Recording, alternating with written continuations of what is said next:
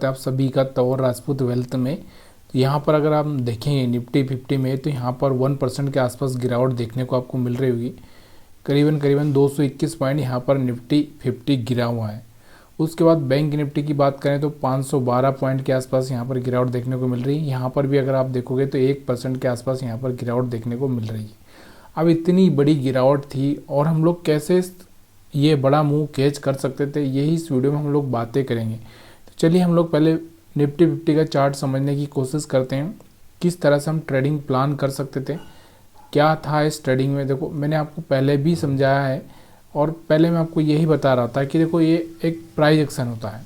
Price action क्या होता है मैंने आपको पहले भी बताया था और आज फिर से हम वही बात कर रहे हैं। उसके बाद हम लोग बाकी बात करेंगे। देखो यहाँ से मार्केट गिरा था, फिर मार्केट ने क्या किया, एक रेजिस्टेंस या हम बोल सकते हैं जिसको एक सपोर्ट यहाँ पर बनाया। सपोर्ट बनाने के बाद में ये वाला सपोर्ट अब इसको भी ब्रेक कर दिया। अब ब्रेक करने के बाद में यहाँ पर आपको दिख रहा होगा ये वाला वापस से जो टेस्ट करने आया है, यहाँ से टेस्ट करने आया था और टेस्ट करने के बाद यहाँ से ब्रेक डाउन दे ही दिया था इसने। ये जो ट्रेंड लाइन अगर हम डालें तो यहाँ से ब्रेक डाउन दे दिया था और उसके बाद में यहाँ पर आप देखोगे जब ब्रेक डाउन दिया तो बड़ा मोमेंटम नीचे की साइड में आता है, ये आपको पता होना चाहिए। अब देखो ये हम बिलीव नहीं कर सकते कि ये बड़ा मोमेंटम आएगा, कि ये आएगा कि नहीं आएगा, ये कहना बहुत मुश्किल होता है। लेकिन जैसा हमको दिखता है वैसा हम लोग अगर ट्रेडिंग प्लान करें तो पॉसिबल है कि हम लोग एक अच्छा सा प्रॉफिट बना सकते हैं। अब यहाँ पर मैं आपको पीवोट की बात करता हूँ कि मैं आपको 3 लाइनें, मतलब यहाँ पर एक ऊपर है, एक नीचे है, उसके बाद एक यहाँ पर है। तो ये मैं आपको हमेशा बताता हूँ कि ये सपोर्ट और रेजिस्टेंस का दोनों काम करती है। जब तक इस लाइन के ऊपर है तब तक वो सपोर्ट है, इसको ब्रेक किया तो रेजिस्टेंस बन जाएगा और रेजिस्टेंस बनने के बाद में हम लोग क्या प्लान कर सकते हैं, सेल का प्लान कर सकते हैं। तो जब भी कोई लाइन ऊपर से ब्रेक करता है, अब देखो ये हम लोग तो खुद बनाते नहीं है, ये ऑटोमेटिकली जो एक इंडिकेटर है उसके हिसाब से बन जाती है। तो यहाँ पर आपको दिखा होगा कि भाई ये पहले ही 9 बजे जैसे ही मार्केट खुलता है 9:15 पे, तभी यहाँ पर ये लाइनें दिखाई देने लगती है। उसके पहले आपको ये दिखाई नहीं देती है, लेकिन 9:15 पे जैसे ही दिखाई देने लगती है। अब हमारे पास में यहाँ पर रेजिस्टेंस था, यहाँ पे आपको देखने को मिल रहा होगा यहाँ पर मार्केट ओपन होता है, इसके ऊपर ओपन होता है, लेकिन यहाँ से आपको दिख रहा होगा बड़ा कैंडल बना के इसको ब्रेक कर देता है। तो ये सीधे सीधे क्लियरली ये कहता है कि यहाँ से एक सेलिंग आ चुकी है और आप चाहें तो यहाँ से वीवेप का थोड़ा सा सहारा लेकर यहाँ पर एक सेलिंग का प्लान करके यहाँ तक का प्रॉफिट ले सकते हैं। ये वाला हमारे पास में एक सपोर्ट था, लेकिन मार्केट यहाँ पर भी रुका नहीं, ब्रेक कर दिया। तो हम लोग क्यों यहाँ पर रुके, हम लोग कंटिन्यू यहाँ तक का प्रॉफिट ले सकते हैं, मतलब 24,800 तक। कहाँ से हम लोग यहाँ पर प्लान करते, 24,950 के आसपास से अगर हम प्लान करते तो 24,800 तक तो हम लोग यहाँ पर लेते एक लाइन में। उसके बाद यहाँ पर और भी अगर आप चाहते तो यहाँ पर भी आप प्लान कर सकते थे।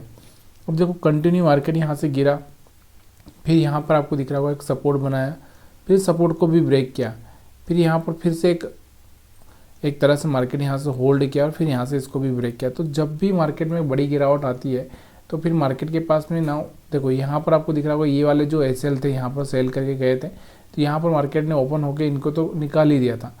अब हम बात करते हैं जो बाकी बचे थे यहाँ पर। पिछली बार अगर हम देखेंगे तो ये जो हमारे बायर से बचे थे ना, टारगेट देखो अपना ये जो टारगेट था, ये टारगेट आता हुआ यहाँ पर देखने को मिल रहा है। तो ये जो बायर्स आए थे, इन बायर्स को जैसे तैसे मार्केट ने क्या किया, अब निकाल दिया फाइनली। अब या तो मार्केट इसको कंटिन्यू यहाँ से ब्रेक डाउन करके नीचे चला जाएगा, या फिर यहाँ से इन लोगों को निकालने के बाद में फिर से वापस से मार्केट अपना जो मोमेंटम है अप साइड में वो दिखा सकता है। हम बात कर रहे हैं यहाँ पर सिर्फ इंट्राडे प्रॉफिट के बारे में। इंट्राडे प्रॉफिट हम लोग कैसे ले सकते हैं, इंट्राडे में हम लोग किस तरह से ट्रेडिंग प्लान कर सकते हैं। तो देखिए पीवोट की हम बात कर रहे हैं रोज़, ऐसा नहीं है कि अब देखो एसएल किसी का ऐसा तो नहीं है कि एसएल नहीं होता है, एसएल सबका होता है, बड़े बड़े ट्रेडर का भी एसएल होता है, तो छोटे ट्रेडर का भी एसएल होता है। लेकिन हमारा जो एक मैंने आपको क्या बोला है कि बाय और सेल, हमको ये पता चलना बहुत ज़रूरी है कि बाय हमको कहाँ करना है और सेल हमको कहाँ करना है। जब तक हमको ये चीज़ें पता नहीं चलेगी तब तक हम लोग कभी भी सक्सेस नहीं हो सकते। अब हमको यहाँ पर क्लियरली पता चल रहा है कि हमारा यहाँ पर ये रेजिस्टेंस बन चुका है, तो हम यहाँ से सेल कर सकते हैं। चाहे तो यहाँ का एसएल लगा सकते हैं, जितना आप कंफर्टेबल है उतना एसएल आप लगा सकते हो। तो ये चीज़ें आपको समझ में आ चुकी होगी। अब यहाँ पर आपको दिख रहा होगा कि क्या हम यहाँ पर बाई कर सकते हैं। देखिए बाई करने में कोई भी प्रॉब्लम नहीं है, लेकिन देखो एक जो मोमेंटम चल रहा है थोड़ा सा रिट्रेसमेंट होगा, फिर एक मोमेंटम कंटिन्यू करेगा। बहुत मुश्किल होता है कि इस तरह से रिवर्सल हो जाए। वो नॉर्मल केसेस में हो सकता है, लेकिन अभी कोई नॉर्मल केसेस है नहीं यहाँ पर। ठीक है, ये चीज़ें आपको समझ में आ चुकी है निफ्टी 50 पर। बैंक निफ्टी पर भी देखते हैं कि बैंक निफ्टी पर क्या हुआ। तो बैंक निफ्टी का भी चार्ट हम लोग प्रीवियस डे का देखेंगे। तो यहाँ पर आपको देखने को मिल रहा था कि हमारा जो मोमेंटम था कौन सा था, अप मोमेंटम था यहाँ से। ठीक है, तो ये क्या कर रहा था, हर बार हायर हाई ब्रेक कर रहा था। ठीक है, तो यहाँ पर आपको दिख रहा होगा कि यहाँ पर भी उसने हाई ब्रेक किया था, ये कंफर्म किया था कि मैं ऊपर जाऊँगा। लेकिन उससे पहले अगर आपने कभी, एक चीज़ मैं आपको बताना चाहता हूँ कि प्राइस एक्शन को अगर आप नहीं समझे हैं तो इस चीज़ को थोड़ा सा एक बार कभी आप थोड़ा सा समझने की कोशिश करना कि ये है प्राइस एक्शन होता है। इस तरह से मार्केट ऊपर जाता है। जब भी मार्केट क्या करता है, ये अपना लो ब्रेक कर देता है, ये वाला पिछला। तो यहाँ से जिसको हम BOS और हम CHOCH बोल सकते हैं, change of character, break of structure. तो ये 2-3 चीज़ें यहाँ पर होती है। तो यहाँ से क्या होता है, जब ये लो ब्रेक कर देता है तो यहाँ से क्या होता है, ब्रेक ऑफ स्ट्रक्चर हो जाता है। ब्रेक ऑफ स्ट्रक्चर का मतलब आप समझते हैं कि मतलब मार्केट ने अपना जो स्ट्रक्चर था, स्ट्रक्चर का मतलब क्या होता है, जैसे हम लोग कहीं जा रहे थे सीधी दिशा में, मतलब हम लोग कहीं, तो अब हम वहाँ से कोई डायरेक्शन चेंज कर देते हैं तो हम लोगों को क्या होगा, वहाँ पर ब्रेक ऑफ स्ट्रक्चर हो जाएगा। मतलब हमने अपना स्ट्रक्चर ब्रेक कर दिया, हम जो सीधी लाइन से जा रहे थे उसको हमने ब्रेक कर दिया।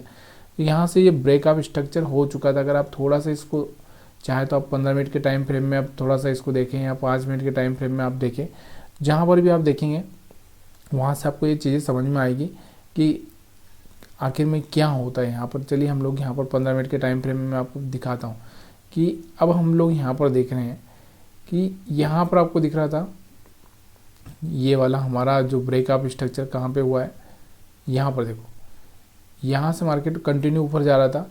अगर हम बात करें तो यहाँ पर आपको दिख रहा होगा कि ये वाला जो पॉइंट था, ये वाला ब्रेक ऑफ स्ट्रक्चर इसने कर दिया था। सीधे यहाँ से ब्रेक ऑफ स्ट्रक्चर हो चुका है, तो सीधे मार्केट यहाँ से नीचे आता हुआ आपको देखने को मिल रहा है। क्यों? क्योंकि ये लो ब्रेक नहीं होना चाहिए, या फिर यहाँ से ही रिटर्न हो जाना चाहिए अगर मार्केट को वापस से ऊपर जाना होता है तो, लेकिन ऐसा नहीं हुआ है। तो यहाँ पर क्या हो गया, ब्रेक ऑफ स्ट्रक्चर हो चुका है, और इसकी वजह से यहाँ पर हम ये नहीं बोल सकते कि मार्केट इसी की वजह से गिरा। देखो, ये हमारा एक तरीका होता है मार्केट को समझने का। मार्केट तो यहाँ पर जो सेलर से हैं, बायर से अपनी पोजीशन कट करेंगे, उसके हिसाब से गिरेगा। अब एक और स्ट्रेटजी मैंने आपको बताई थी कि देखो, कोई एक ऐसा कैंडल बने जिसमें बॉडी बहुत कम हो और यहाँ से विक्स ऊपर नीचे हो, और जब उसका लो ब्रेक करे तो आप समझ जाइए कि वहाँ से वो सेलिंग प्रेशर में आ चुका है। यहाँ पर आपको दिख रहा होगा ये वाला एक यहाँ से कैंडल वैसे ही था, यहाँ से इसका लो ब्रेक किया, फिर यहाँ पर आप देखोगे तो यहाँ से एक अच्छा सा सेलिंग आता हुआ दिखा। अब थोड़ा सा यहाँ पर एक चीज़ यहाँ पे देखेंगे, हमारे पास में जो यहाँ पर रजिस्टेंस लाइन यानी कि प्योर लाइन हमारे पास में यहाँ पर है 51,846 की, तो इसको भी यहाँ से ब्रेक कर दिया है। तो क्लियरली ये साइन है कि यहाँ से अगर कोई पॉजिटिव कैंडल बनाता तो हम लोग बोल सकते थे, लेकिन यहाँ से सीधे नेगेटिव कैंडल बनाया, तो हमारे पास में जब तक ये मार्केट गिरे तब तक का हमारे पास में सेलिंग का चांस था। उसके बाद अगर हम देखें, अब इतनी बड़ी सेलिंग होके यहाँ पर वापस रिवर्सल का हम उम्मीद कर नहीं सकते। यहाँ पर आपको देखने को मिल रहा, थोड़ा सा होल्ड किया, फिर यहाँ से गिरता हुआ दिखा, फिर यहाँ से इसको हाई को ब्रेक करने की कोशिश की थी इसने, लेकिन वापस से एक रिजेक्शन देखने को मिला, और फिर यहाँ से आपको दिख रहा होगा एक थोड़ा सा यहाँ पर वापस से एक करेक्शन होने के बाद में यहाँ पर वापस से एक मार्केट क्या हुआ, थोड़ा सा पुल बैक किया और वापस से यहाँ पर गिरता हुआ दिखा। तो कहने का मतलब क्या है मेरा, यही कह रहा हूँ मैं आपसे कि मार्केट में ना बड़े बड़े मोमेंटम हमको कैच करनी ही पड़ेंगे, और इसके लिए हमको थोड़ा सा अपने आप को ये समझाना पड़ेगा कि मार्केट में जो बाइंग सेलिंग है वो कहाँ पर होती है और किस तरह से होती है। अब कल भी हमने बात की थी, देखो कल भी हमारे पास में एक मोमेंटम था, कल हमारे पास में यहाँ से पॉजिटिव मोमेंटम था, तो यहाँ पर हम लोग यहाँ पर ये मोमेंटम देख पाए थे। आज हमारे पास में यहाँ पर आपको दिख रहा होगा एक ट्रेंड लाइन में अगर हम बात करें इस तरह से, या फिर जैसा कि हम बोलते हैं कि कोई भी स्विंग हाई थोड़ा सा ब्रेक होता है उसके बाद मार्केट गिरता हुआ आपको देखने को मिलता है। तो ये चीज़ें थोड़ा सा एक अच्छा सा पैसा बना के दे सकती है, लेकिन प्रैक्टिस सबके लिए ज़रूरी है। प्रैक्टिस जब तक आपकी नहीं होगी तब तक यहाँ पर आप कुछ भी नहीं कर सकते। यहाँ पर भी आप देखोगे तो निफ्टी 50 में भी ब्रेक ऑफ स्ट्रक्चर यहाँ पर आपको देखने को मिलेगा। कि देखो यहाँ पर आपको दिख रहा हो, यहाँ से तो पहले से ही ब्रेकअप स्ट्रक्चर हो चुका था। जैसे जब ये लो ब्रेक हुआ था तब से यहाँ से ये डाउन साइड में था, फिर यहाँ से ऊपर गया टेस्ट करने, फिर यहाँ से आपको दिख रहा होगा, फिर यहाँ से नीचे। मतलब निफ्टी 50 तो पहले से ही था, बैंक निफ्टी आज आपको कमज़ोर होता हुआ दिखा है। तो ये चीज़ें अगर आपको अच्छी लगी हो, वीडियो आपको समझ में आया हो, तो वीडियो देखने के लिए आप सभी का बहुत बहुत धन्यवाद। वीडियो को लाइक करना मत भूलिएगा।